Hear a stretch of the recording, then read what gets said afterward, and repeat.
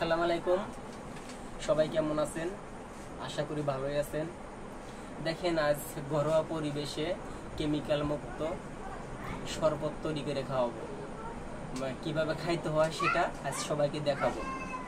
দেখেন, ঘরোয়া পরিবেশে অনেক ভালো লাগবে।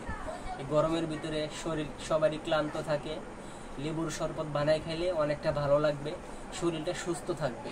তা চলুন কথা না বাড়িয়ে কাজ শুরু করি। লেবুটা কাটতে হবে।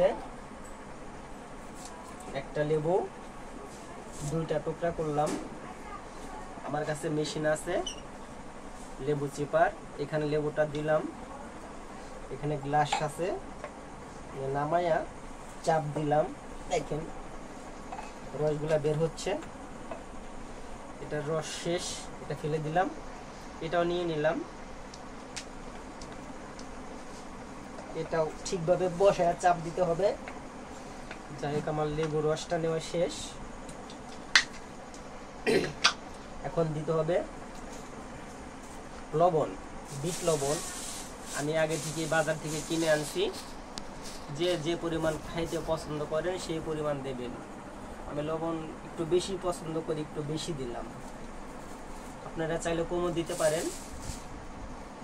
আবার এটা হচ্ছে ট্যাং, অরেঞ্জ ট্যাং, এটা দিয়ে দিব। এটা কম দিলেও সমস্যা নাই, বেশি দিলেও সমস্যা নাই। যে যে পরিমাণ খাইতে পছন্দ করেন সেই পরিমাণ দিয়ে নেবেন। আমি একটু বেশি করে দিলাম। এখন দিতে হবে পানি।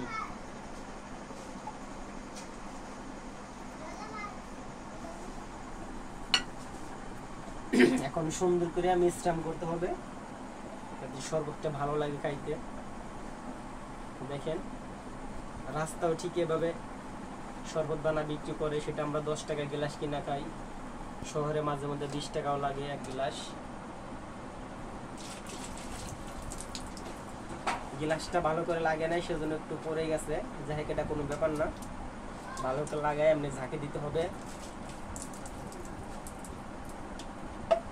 দেখেন, আমার শরবত লাগে বাজার থেকে কিন্তু 10 টাকা বানাইছি। আমার সর্বোচ্চ 3 টাকা খরচ গেছে। মাত্র 10 টাকা এক গ্লাস শরবত 3 টাকায় বানিয়ে ফেলেছি। এটা খাবেন, খাইতে অনেক সুস্বাদু। দেখবেন, খাইবেন, গরম থেকে মুক্ত, মানে ঘাম ঝরবে না। ঘাম যেটা ঝরবে সেটা ক্লিয়ার, মানে পূর্ণ হবে। এটা হচ্ছে খাইতে অনেক ভালো লাগবে। বোঝেন তো, হরমিনাল মুক্ত। ঠিক আছে, যাই হোক, আজকের ভিডিওটা এই পর্যন্তই ছিল। সবাই ভালো থাকবেন। আসসালামু আলাইকুম।